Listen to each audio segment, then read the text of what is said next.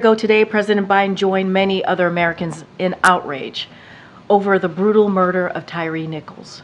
Vice President Harris traveled to Memphis, Tennessee to attend the celebration of life for Tyree, where she mourned with his family and, after being called to the pulpit, spoke about everyone's right to public safety and right to live free from violence. Mr. Nichols' death served as another painful reminder of the profound fear and trauma that Black and brown Americans continue to experience across many communities.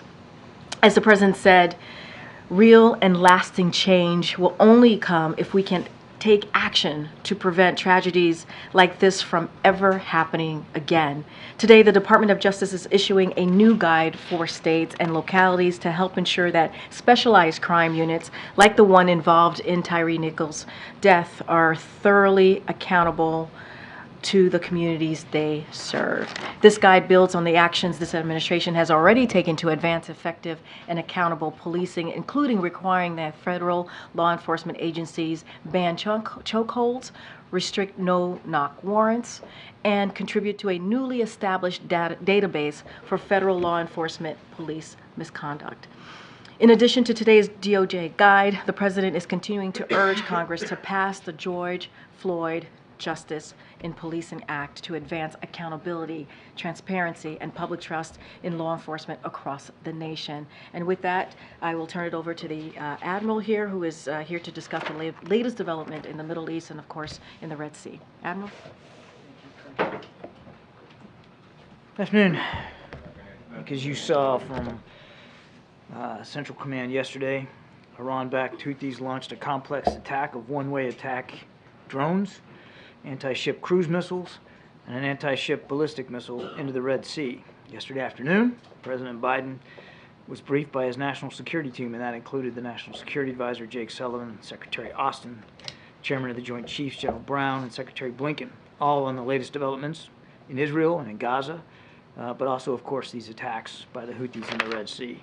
Thankfully, due to some exceptional work by naval personnel aboard the aircraft carrier USS Dwight D. Eisenhower and the destroyers Gravely, Laboon, and Mason, as well as a ship from the United Kingdom, the HMS Diamond, there were no injuries and there was no damage reported. But make no mistake, at the time, U.S. vessels, commercial and military, and dozens of other merchant vessels were transiting in the area of this attack. Had they been hit, innocent lives very well could have been lost. So we'll say it again. These attacks against vessels in the Red Sea pose a direct threat to lives, to freedom of navigation, and to global trade in one of the world's most critical waterways. And despite what the Houthis may say, they are threatening and targeting commercial vessels with ties to countries all over the world, many of which have no connection to Israel whatsoever. These attacks are unlawful, they're reckless, and they are escalatory. The United States has built an international naval coalition of more than 20 countries that are countering these attacks and protecting international commerce through what we now call Operation Prosperity Guardian, and that's what you saw happen yesterday. Unfortunately, that operation is required, and you could see the results yesterday, the need for those military capabilities. We've issued new sanctions on individuals and entities that are facilitating the Houthi attacks, and we're working closely with the UN Security Council members to pass a resolution to show international solidarity on this critical issue. The text of that resolution, which will likely be voted on later today, unequivocally demands that the Houthis cease these attacks. It also underscores the Security Council's support for navigational rights and stresses that the transit passage of merchant and commercial vessels through the Red Sea must be able to continue unimpeded. And earlier this month, as you saw, 14 countries, including the United States, delivered the clearest warning yet to the Houthis, making it clear that they will, and I quote, bear the responsibility for consequences should they continue to threaten lives, the global economy, or the free flow of commerce in the region's critical waterways. The United States does not seek conflict. We do, however, seek the safe and secure passage of international commerce through the Red Sea, and we're going to continue to coordinate and consult closely with our allies and partners about the appropriate next steps should these attacks continue. Thank you. You've had strikes against the Houthis under consideration for weeks, but you've also taken pains to prevent this conflict from widening. would strikes potentially escalate, widen the conflict? And also, given the nature of the Houthi operations, what do you expect to achieve? Could it be harder to strike back at the group because of the distributed nature? Well, let's not get ahead of where we are. I won't. I certainly won't speculate about any potential future military operations one way or the other. The best solution to this situation not escalating is for the Houthis to stop these attacks. In the interim, since they've shown no predilection to do that, we're going to do everything we have to do to protect shipping in the Red Sea, and I think I'm just going to leave it there. Well, along those lines, Admiral, these warnings that you've given clearly haven't worked. How do you expect to deter the Houthis? The mission for Operation Prosperity Guardian is about countering the attacks that have been occurring, and they have been successful to a fairly well in knocking these things out of the sky. We call again, as I said in my opening statement, we call again on the Houthis to stop these attacks, and I will repeat what I said in that when I quoted the statement. They will bear the consequences for any failure to do so, and I think I'm just going to leave it there. And Admiral, quick question, if I could, on Israel. You mentioned a couple days ago that President Biden has spoken with Prime Minister Netanyahu over the holidays. By our count, that he last spoke with him on December 23rd. If that's correct, that would make it 18 days since he spoke with the Prime Minister, and that would be the longest time that they've gone without speaking since the beginning of the war. I understand Secretary Blinken is in the region and has been, but if they haven't spoken for 18 days, what does that say about their relationship now as compared to several weeks ago? The fact that they haven't spoken in any period of days, your count's 18, I'm not going to question your math, doesn't say anything about the relationship between the Prime Minister and the President, or between the United States and Israel. These are two men that know each other, have known each other a long time, and they'll talk again. I have no doubt about it, that there'll be future conversations. But I wouldn't read anything into the dates on the calendar and what that says about the relationship one way or another. And you're right. I'm glad you pointed out Secretary Blinken is there in the region today. In fact, I think he's either on his way to Bahrain right now, or he is in Bahrain after wrapping up meetings in Israel. This is his 5th or 6th time since October 7th. Believe me, the connective tissue between the United States and Israel, very, very tight, very strong. So you would say the President's relationship with Netanyahu is as strong today as it was at the beginning of the conflict? What I'm saying is you can't judge the strength of a relationship based on how many times they talk on the phone. These are two leaders that have known each other a long time. I'm not going to pull punches. Of course, they don't agree on every single issue, and we're working, through issues right now with respect to the fighting in Gaza. But that doesn't mean that they don't still have an open line to one another. And when either of them feel like they need to pick up the phone and call, then that'll happen. I have no doubt in my mind they're going to talk again. Given the attacks have increased in the Red Sea, have the steps that have been taken so far not working to deter future attacks? I think I just answered that exact question. But can you say a little more about, does the administration think that the step up, either direct retaliation or something else? The Houthis have a choice to make. We've warned them.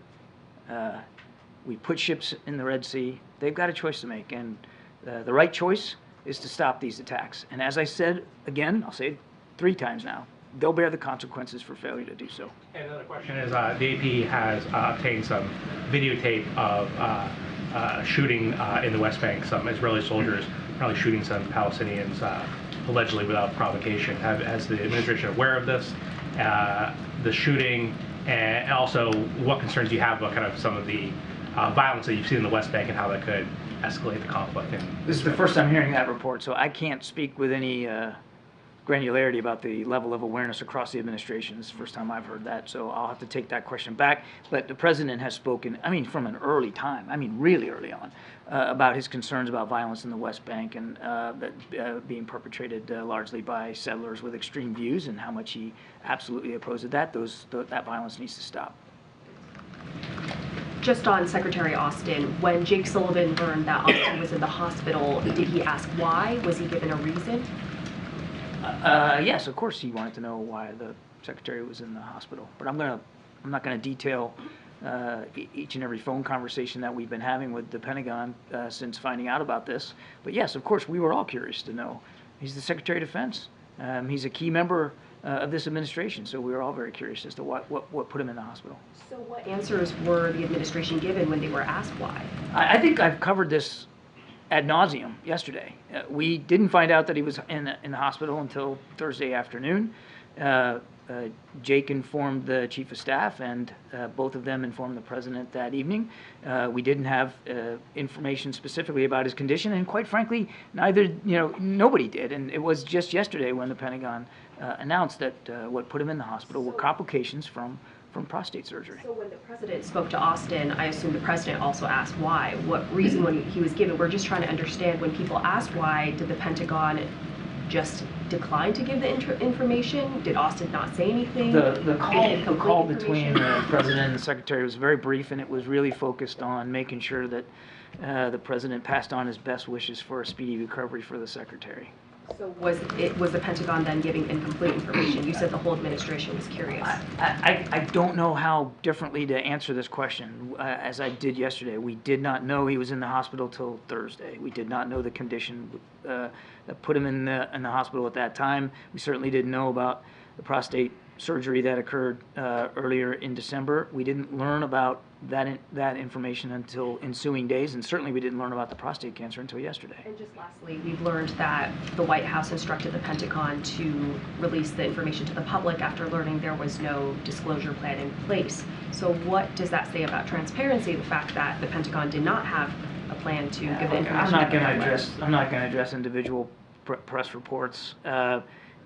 Look, making a public statement about what the secretary's condition was and the fact that he was in the hospital obviously made eminent sense, and I'll let the Pentagon speak to their process when it came to doing that. On the security situation in Latin America, saw the statement from National Security Advisor Sullivan saying you're committed to supporting Ecuadorian security and prosperity and bolstering cooperation with partners to ensure perpetrators are brought to justice. What is the U.S. position on Ecuador and other Latin American countries using kind of extrajudicial measures, states of emergency, in order to deal with these gangs? Well, so first of all, our concern is over the violence and seeing that stops. And as you saw from Mr. Sullivan's tweet, we strongly condemn these recent attacks, and we are committed to helping support security and prosperity for the people of Ecuador. I would just say, look, we're monitoring this situation. We're willing to take concrete steps to improve our cooperation with the government of Ecuador as they begin to deal with the violence and the stressors on the population that this violence has occurred, and I think I'll just leave it at that. What kind of support are you providing to them, or are you willing to provide? We haven't had a specific conversation about exactly what that would mean, but I would walk you away from any consideration of U.S. military troops or anything like that. There's no plans for that, and we ought to just kill that right now. But certainly we were willing to talk with the government of Ecuador about what they might need. It could be maybe some investigative help, that kind of thing. But that's sort of what the lane is right now. John, last week the administration said that it was issuing its last warning to the Houthis. So are we about to see a different response from the U.S.? I'm just not going to speculate one way or another about next steps. As I said, we're consulting with our allies and partners about what the next steps might be. Again, the Houthis have a choice to make here, MJ. We have made it eminently clear, as our allies and partners have, that these attacks have to stop. But just given that the administration specifically said last week that the warning last week was the last warning from the U.S., can you at least say whether we should expect to see something different coming from the U.S.? No, I cannot say that. And I'm not going to telegraph punches one way or the other. Thank you. Thank you, Karine, and thank you, John. Happy New Year. Really.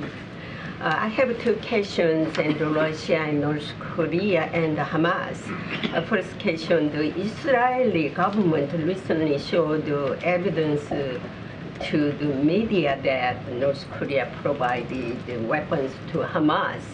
Hamas attacked Israel using North Korea weapons. Meanwhile, all the families harmed by Hamas are preparing a legal action to hold North Korea accountable. What is the United States' assessment of this? And the second question, Russian President Putin pointed out the risk of conflict on the Korean Peninsula this year, and North Korea continues to fire artillery fire at South Korea. Do you think military cooperation between Russia and North Korea will actually have an impact on South Korea? So on your first question, I haven't seen any indications, I'm not aware of any indications that there's been some sort of cooperation militarily between Hamas and North Korea. I just don't have anything to verify that.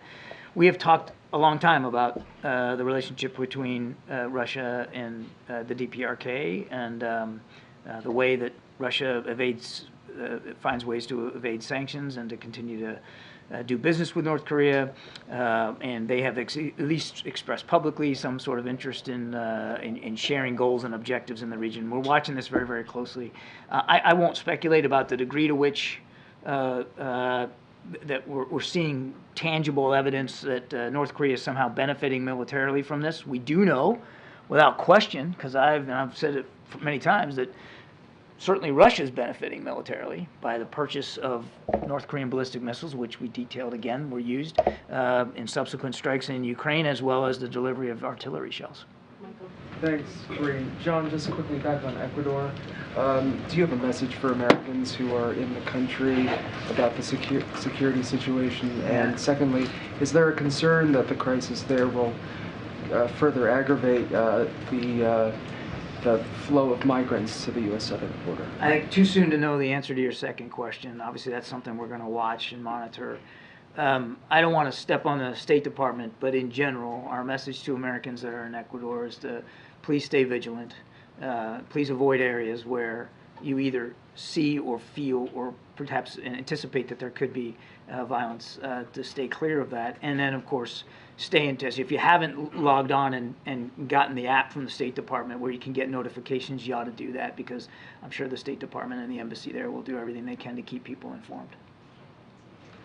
On Ecuador, John, is there any determination that's been made about the safety of U.S. diplomatic staff, or any discussions taking place about reducing the U.S. diplomatic footprint in Ecuador? None that I'm aware of at this time, Nancy. This is all pretty fresh here. It's all kind of unfolding as you and I are talking. I'd refer you to the State Department, but I'm not aware of any changes to our footprint or our force protection posture at the embassy. And then going back to Selena's question about Secretary Austin, I think what she was getting at, it seems, is that there's a big difference when Jake Sullivan was informed by the Pentagon in whether he was told when he asked about Secretary Austin's condition, we don't know because we haven't been told by the Secretary, versus we know but we're not going to share that with you, or we've not been authorized to share that with you. So the question is, which one was it?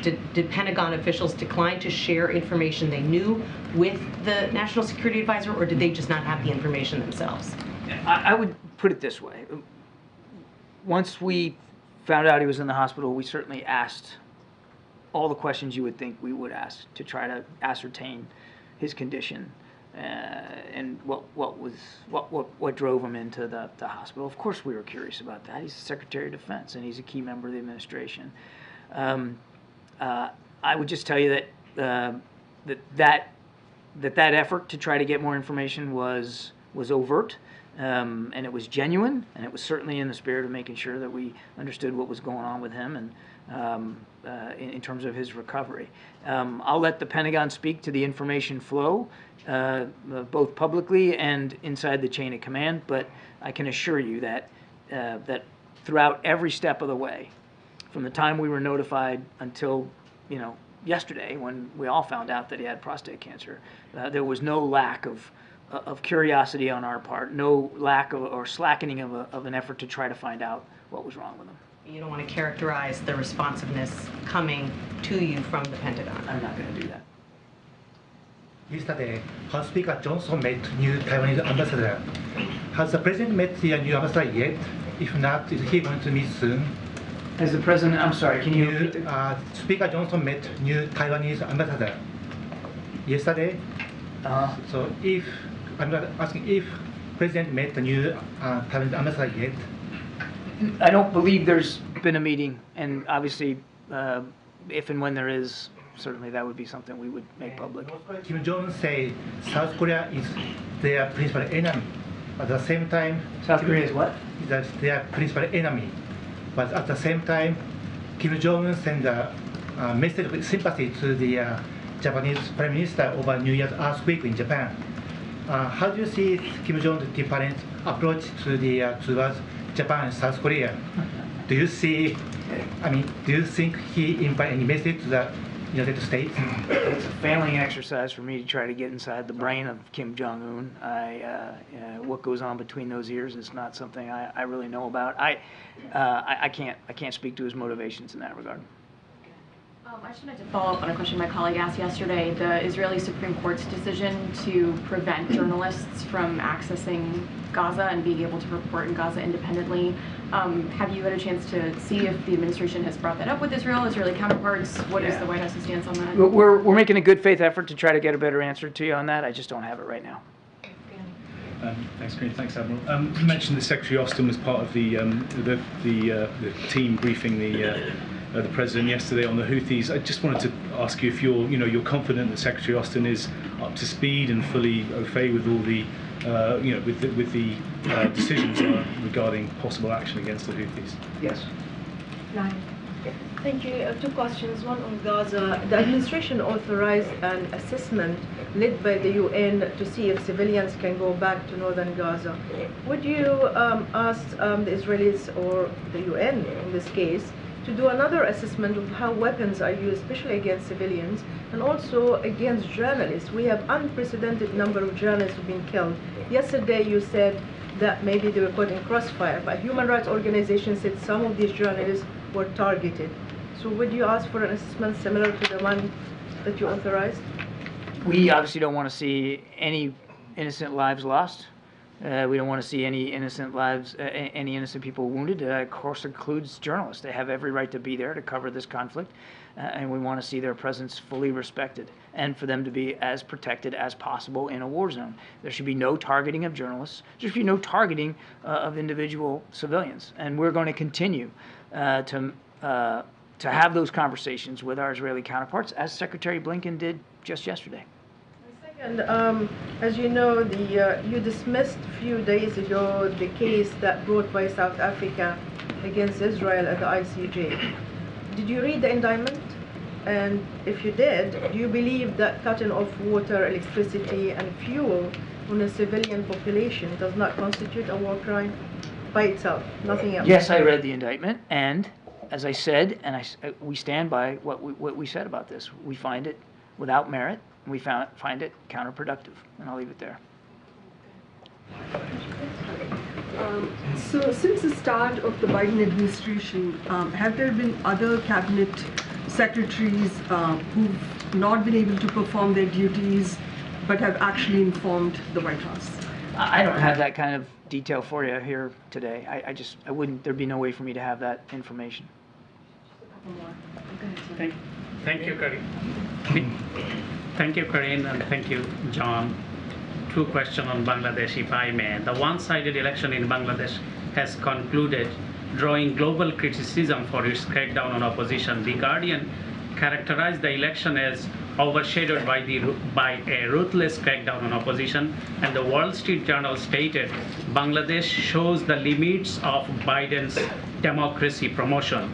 In light of your earlier commitment to taking all necessary steps to reflect the will of the people of Bangladesh and your declaration of a visa restriction policy ahead of election, what is your response to concern about the Biden administration's limitations on democracy promotion? We obviously still believe in the importance of viable, vibrant, democratic institutions all over the world. And nothing has changed about our desires to see that the aspirations of the Bangladeshi people are met. And that includes being able to conduct free, fair, and transparent elections. One more. Nobel laureate Professor Muhammad Yunus, a recipient of the Presidential Medal of Freedom and Congressional Gold Medal, received a 6-month sentence on New Year Day. widely believed to driven by political vengeance from the ruling prime minister. Is President Biden aware of this current situation, considering Yunus' remarkable contribution to the poverty alleviation around the globe, and he was White House numerous times and he received Presidential Medal of Freedom? I'll have to take the question. Good, thank you. You said that Secretary Austin took part in the conversations regarding the Red Sea. Do you know if he was conducting his business from the bedside, or is he released from the hospital? I would refer you to the Pentagon for his whereabouts and his condition. It's yesterday, at least for where he is today. Yesterday, he was still in the hospital when he participated in that discussion. Last question. Two questions. One on the Houthis. Given the problem the administration has had on containing them, how can it be looked at as anything but a mistake for the fact that they removed them from the foreign terrorist organization list? As I said, we've got a review of that designation that we're still conducting. So I'm not going to get ahead. Hang on a second. I'm not going to get ahead of that. And the goal here isn't to contain the Houthis, just to be clear. We don't want to see these attacks on commercial shipping, and we're going to do what we have to do to counter and defend against those attacks. And as I said earlier, the Houthi, they've made certain decisions up to this time. They have to make certain decisions going forward, and we'll see what decisions they make. They will bear the consequences for those decisions going forward. And then one question on General Austin. Earlier in this briefing, you said he's an essential member of the administration. But if he can disappear for 4 days without anybody noticing or really even seeming to wonder where he is, how essential is he? I think I answered this question yesterday with Mr. Ducey here. I'll give you the abridged version. When the military operations that have been conducted over the last week or so, many of those, Secretary Austin was a key member of briefing the president and right in the middle of determining the options that the commander-in-chief ultimately decided to do. We were able to continue to counter Houthi threats in the Red Sea. We were able to take out a senior militia commander in Iraq, all based on the advice and counsel that Secretary Austin delivered. It is not uncommon on any given day here in D.C.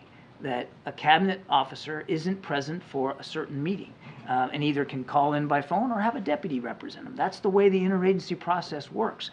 Oftentimes these things are worked at staff levels, and then the principals get involved at the appropriate time. Okay? Thank you so much, Admiral. Thank you. Thank you. Thank you. Thanks, guys. All right, you guys still awake? What's going on? Everyone's so quiet.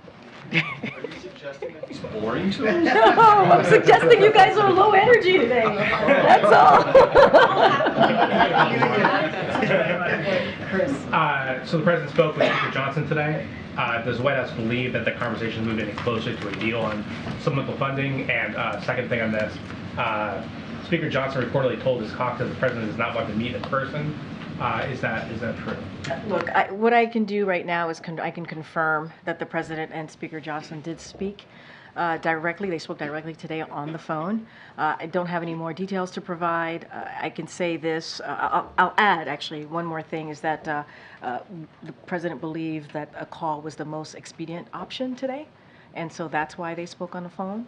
The president believed it was important to connect as quickly as possible.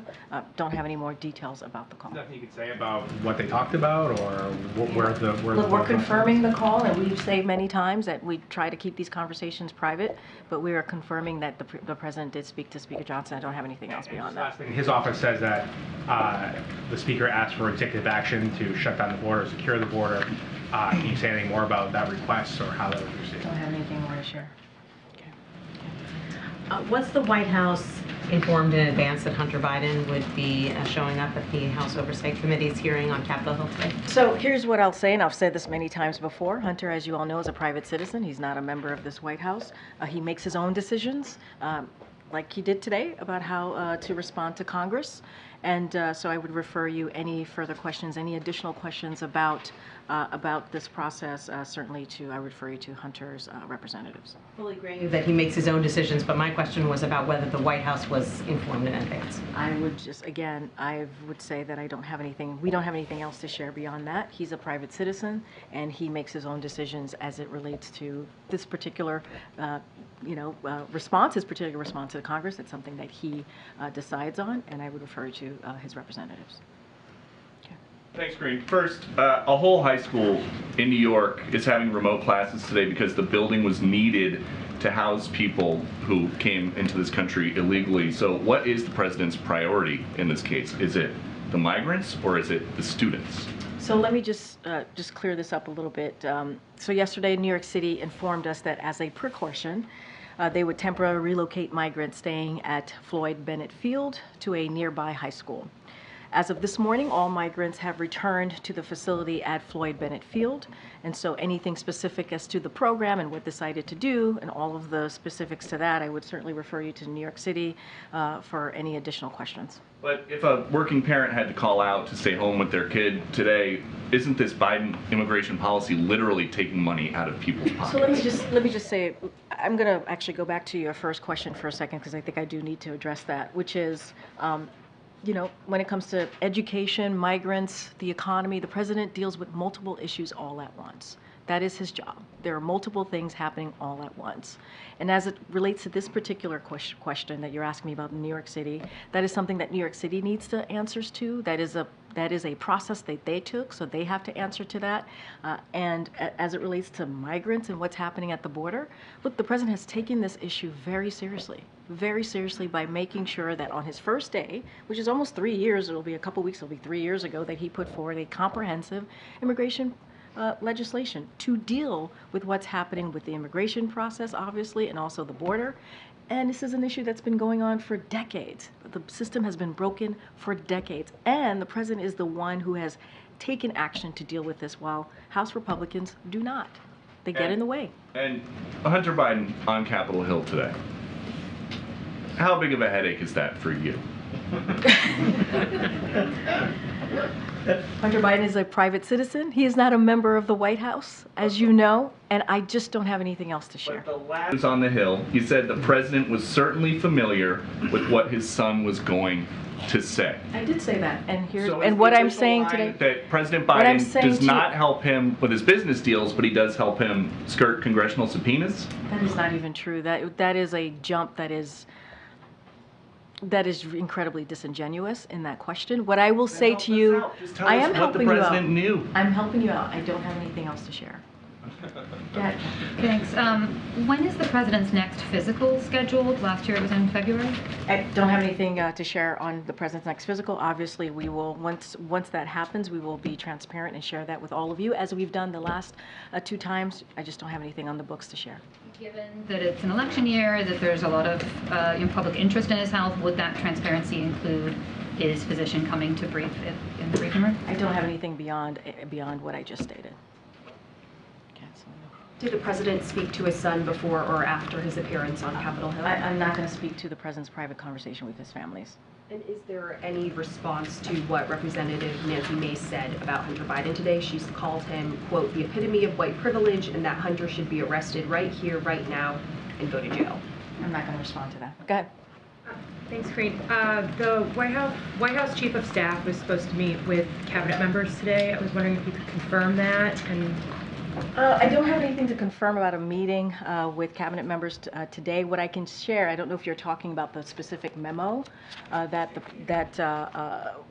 the speakers, not the speaker, pardon me, that the chief of staff put out yesterday that went to the cabinet members, the agencies, about making sure that they put forward, a memo themselves to him that would be for Friday, January 12th, and that kind of highlights their protocols when it comes to delegation of authority. That is something that obviously they're going to get back to us, back to the Chief of Staff on the 12th. So that is something that is happening. I don't have a meeting to confirm with the Chief of Staff or Cabinet Secretaries today.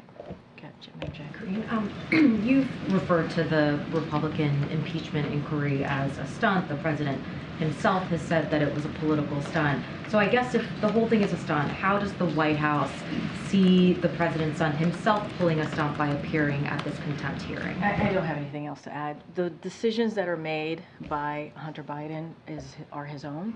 He's a private citizen, and I'm just not going to speak beyond that. If you ask me about the impeachment of, or what the GOP in Congress is doing as they're trying to impeach multiple cabinet members, I can speak to that.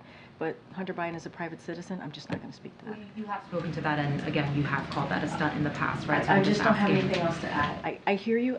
For today, I'm just not going to say anything more. And can you tell us what the president is up to today? Yeah, I have a couple of things I can share with what the president is doing today. As he always does, he's working around the clock, focusing on the issues that matter to the American people, everyday Americans, obviously. I talked at the top about the record-breaking 20 million Americans that have enrolled in health care coverage through the Affordable Care Act. That's always his focus, obviously making sure that health care is available for all. He is having lunch today with the vice president. He was briefed by his national security team this morning. He spoke directly, as I misstated and confirmed to all of you moments ago, to Speaker Johnson, and he's looking forward to traveling to Allentown, Pennsylvania on Friday to discuss how communities across America are coming back thanks to Bidenomics and also Investing America agenda, and so that's what his day looks like today. Since there isn't anything on his public schedule, what would the White House say to any Democrats that might say, we're now getting closer to the election, the American people need to see him every day out in public? So I'll say this, and I have to be careful, right? This is an election year. I am a federal government employee. I cannot speak to a upcoming election, but I certainly can point to the president's schedule over the past couple of days, right? He went to South Carolina, he went to Valley Forge. Valley Forge, he talked about something that is incredibly important, our democracy, our freedom, and how we must protect that, how we must do everything that we can to make sure we keep our democracy strong, and how there's a decision for Americans that they're going to have to make. He went to South Carolina, delivered a very similar message, talking about freedoms, went to Mother Emanuel, a church that dealt with an awful, awful shooting and lost 9 of their members back in 2015, a place that he has a personal connection to. You heard him then. And so, look, the president's going to go to Allentown to speak about Bidenomics, investing in America on Friday, and you will see a lot more of this president. I don't have anything else to share. And once we have more to share on his schedule, I certainly will, but I want to be really careful not to speak to 2024. Okay, Jared. Just a couple of clarifying questions on that call with the speaker. I'm sorry if I missed it. Can you say who initiated that phone call? I don't have anything else beyond that. What I did say is that the president wanted to make sure he spoke with Speaker Johnson. He said that I said that he thought doing a phone call was the quickest way of doing that, and it was important for them to have a conversation. I just don't have anything beyond that. And then on the speaker's request that the president take executive action, is there action that the White House believes the president can take in lieu of some sort of agreement, some sort of legislation from Congress that would help what's happening at the border? So look, we don't have any executive actions to announce or that we've been looking into or anything like that to share or preview to you at this time. I can mention the legislation that the president, as I did moments ago, that he put forward, a comprehensive immigration proposal that he did on his first day. Let's not forget there is a bipartisan negotiation happening in the Senate with Republicans and Democrats on how they can move forward in a bipartisan way, a bipartisan agreement to deal with the border security issue that we appreciate. That's been going in the right direction, and so that's what's happening right now. GOP in the House, they continue to get in the way. They do political stunts. They get in the way. They voted in May to eliminate 2,000 Border Patrol agents. That's what they're doing. And let's not forget, while those senators were having, in December, were having negotiations, having those meetings, in the middle of December, House Republicans decided to go home and start their vacation early. That's what they decided to do. Go ahead, Karen. Great. Would the White House be okay with another CR to keep the government funded after the deadline? I'm not going to get into the technical approach or the approach of Congress from here. I'm going to let the conversations and negotiations happen. The conversations happen. Let's just say that happens, that there is another CR to avoid a shutdown. We could see the president submitting his fiscal year 2025 budget at the same time as lawmakers are still sorting out the fiscal year 2024 budget. What does that say about the state of affairs right now in Washington, about these short-term punting of dealing with all this? Look, I agree. This kicking the can down the road is not the way that Congress should be operating. We've been very clear about that. They have a job to do. Keeping the government open is one of the basic things that they can do. Kicking it down the road, House Republicans kicking this down the road does not help Americans. It doesn't. In a couple of days, we may see a partial shutdown. That's not what we should be doing for the American people. We should be delivering on these programs that they need, that are necessary for them and their families. And so, no, that is not something we want to see. That isn't. It is not something we want to see. And you know, they need to do their jobs instead of these political stunts. Somebody asked me about the impeachment hearings that are happening in Congress, in the House Republicans right now that are leading that. That is a waste of time, political stunts, baseless accusations. And that is not what the American people want to see. They want to see us working in a bipartisan way. And that's what we're trying to do as it relates to the border security in the Senate, right? We're trying to do that in a bipartisan way. That's why the president got involved in early spring in getting a bipartisan agreement with the budget, on the budget. And so it's really shameful. Let me see who I haven't called. Garen. The vice president met with voting rights activists in Atlanta yesterday, and they expressed their concern about election integrity and political violence. One person even described volunteers having a gun pulled on them, and I spoke with Latasha Brown, the co-founder of Black Voters Matter, who said that they believe that this is a result of dog whistles from some elected officials who are pushing claims of voter fraud. What level of concern does the White House have for violence to be taking place on election workers and volunteers, and what federal deployment or resources are being deployed to assist them? So a couple of things in response to the sharp increase in threats of violence to election workers following the 2020 election cycle. In June of 2021, Justice Department created the Election Threats Task Force to investigate and prosecute those who target election workers. And yesterday, the DOJ actually released information highlighting the work its civil rights, criminal justice, and national security divisions are doing to enforce civil rights protections, enforce criminal statutes, prohibiting voter intimidation, and prevent malign influence in our elections. Any threats of violence towards election workers and other attempts to undermine our democratic process and make it harder to vote are unacceptable. And of course, this administration is going to use every tool at its disposal to protect the sacred right to vote and defend our democracy. That is something that you've heard from the president, not only in Valley Forge recently, but also many times during the past almost 3 years of his administration. So we're going to be steadfast on that. Go ahead. Thanks, Karine. I just want to ask, given the conclusion of U.S.-China military talks yesterday, just a general question, whether the president is satisfied with the progress made since the agreements made in November. So I have not spoken to the president about that. I get the question. I just don't have anything to share to what we've already put out on this, but I have not spoken to the president specifically to get a sense of that. Feeling he has about, a various range of issues. You had fentanyl, we had, expectation that China would be a stabilizing force in different conflicts. Is there a sense of whether that's played out the way he had expected? So look, these are conversations that we obviously are going to continue to have, especially when it comes to fentanyl. Obviously going into, we want to make sure that that is, fentanyl, we don't want that to go into our communities. And so look, that relationship, you've seen the president meet with President Xi recently. They had a very good conversation. You've seen cabinet secretaries and also officials here in the White House continue to have those diplomatic conversations. Diplomacy is very important here with this administration, with this president. I just don't want to go beyond what we've already shared on this.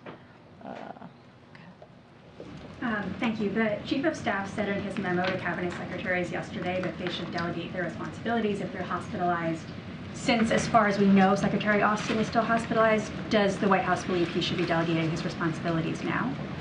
I'm sorry, can you say that one more time? Yeah, the Chief of Staff said in his memo to Cabinet Secretaries that they should delegate responsibilities when they're hospitalized. And as far as we know, Secretary Austin is still hospitalized. So according to the White House or the Chief of Staff, should he be delegating his responsibilities? Well, look, as you heard from the Admiral, Secretary Austin was involved in a conversation, a meeting with the President on national security matters just yesterday. And also the Admiral talked about this as well. This is when we have these conversations or meetings with cabinet secretaries, not just always with the secretary at the top. There are other people that are involved in these important, crucial conversations, whether it's policy, whether it's decision making. And so obviously we've been the secretary is working, is having conversations with our National Security Council and others here in the administration. I just don't have anything to share on specifics on that particular matter. What I can say is, Department of Defense is certainly reviewing their process and looking at what could have been done better.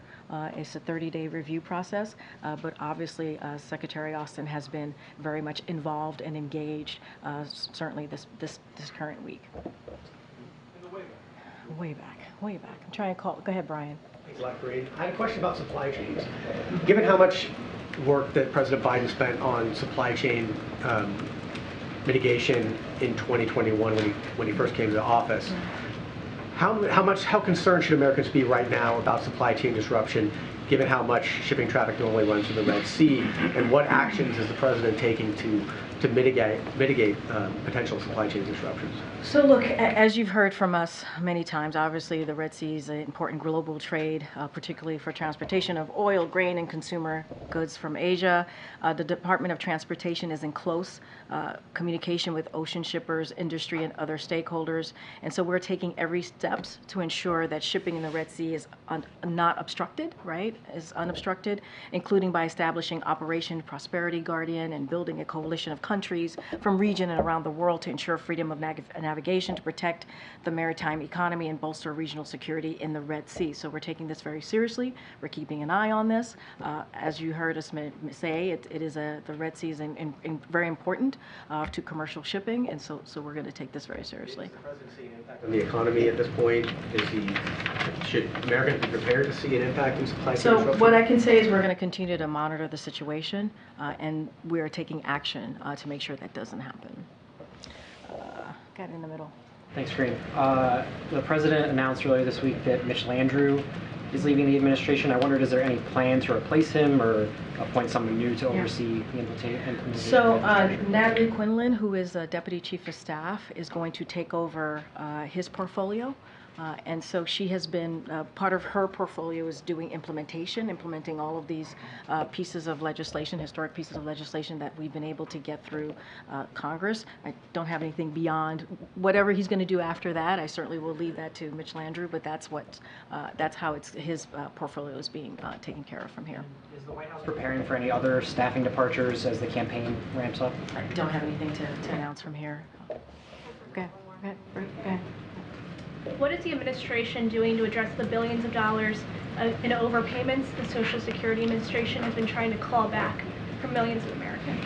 So on that particular piece, look, the president requested 10% increase in funding for Social Security Administration to help invest in the staff and technology necessary to improve customer service and determination services. The administration is committed to protecting Social Security. You heard him during the State of the Union last year. The president standing up in front of millions of Americans who were watching, protecting Social Security, protecting Medicare, and protecting Medicaid, and that's something that he's been certainly doing. And so anything further on that, I would certainly refer you to the Social Security Administration. Go ahead, Colleen. Hi. Thank you. No, right behind you. I wanted to ask you about updates on the administration's conversations with Mexico. Do you have any changes or agreements to talk about as they work to alleviate pressure on the southwest border? So, as you know, there was a meeting that occurred during the holidays with National Security Advisor Jake Sullivan. Actually, no, it was Secretary Blinken, Secretary Mayorkas, and also Deputy National Security Advisor Sherwood Randall. And they went to Mexico City to continue the conversation that the president obviously has been having with President of Mexico. The conversation went really well. Obviously, it's continuing. These are diplomatic conversation. They've been a partner with us on migration, partner with us on how to deal with fentanyl as well. And so the president of Mexico and his team have taken significant efforts that they are putting underway to make sure that we deal with the border in a way that obviously is effective. And so we're starting to see those results. I don't have anything beyond that, but obviously those diplomatic conversations continue, and we appreciate President of Mexico being a partner in this. Okay. Results. So we have seen results in the migration of migrants, right? We've seen a decrease because of the actions that President of Mexico has taken. And so, again, because of these diplomatic conversations, they have been effective. We see them as being effective. Go ahead, Andrew. Thank you. Two questions. First, the former president, President Trump, yesterday warned that there would be bedlam in this country if the case against him affects the election results in November. Without speaking to the former president himself, because I know you're covered by the Hatch Act, is the administration tracking the possibility of potential violence around the time of any trial date that you might have? Is that something that's being prepared for? And then I have another question. So I have to say this, I can't comment on anything that is related to 2024 as a federal government employee. What I will say is President Biden has always been absolutely clear when it comes to this. Political violence has no place whatsoever in America. It just has. There are a couple more things I want to say. So leaders need to put their country first. They need to put the safety of American people and respect for the rule of law above themselves, like President Biden does every day. And there's no one who would even imagine Joe Biden being afraid to condemn violence, right? This is something, again, that we've done pretty often here, unfortunately, that we've had to do this in the last 3 years. Failing to condemn or discourage criminal violence, especially after dangerous conspiracies and violent rhetoric have cost law enforcement officers their lives. We saw that on January 6th. Officers lost their lives and resulted in gut-wrenching assaults like the attack on Paul Pelosi is horrific. It's horrifying. And if you are a leader in this country, you need to put this country first. You need to put the safety of the American people first. That's what leaders do. Thank you. And on Hunter Biden, I understand he is a private citizen. He is not a member of the administration. He is, however, a member of the president's family. So could you tell us if he stayed at the White House in the residence last night? I don't have anything else to share. I think it's... What last one? Back there. Without getting into the specific case that you said that you wouldn't or couldn't or shouldn't, the question about presidential immunity, the idea that a president should be immune from prosecution, not about any specifics. What does the president think about that? Because, for example, in a courtroom yesterday, a judge opined that a president might be able to have a rival assassinated by SEAL Team 6. I'm assuming that President Biden does not agree with that idea. What are his thoughts on immunity generally?